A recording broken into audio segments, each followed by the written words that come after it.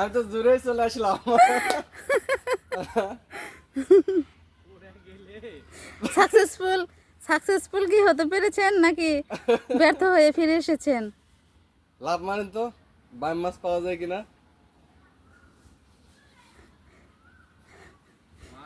দিছে টাকা না, দিছে? না বাড়িতে না।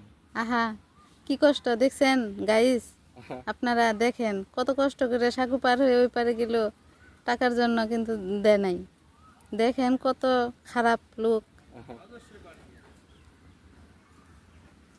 মানুষকে টাকা দিয়ে টাকা আনা যে কত কষ্ট তা শুধু এনজিওর কর্মীরাই জানে।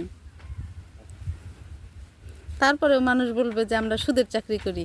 আমরা মাথার ঘাম পায়ে ফেলে কত কষ্ট করে চাকরি করি, তা এটা কাউকে বোঝাতে পারবো না। এখান থেকে যদি পড়ে যেত তাহলে কেমন হতো বলেন আপনারাই।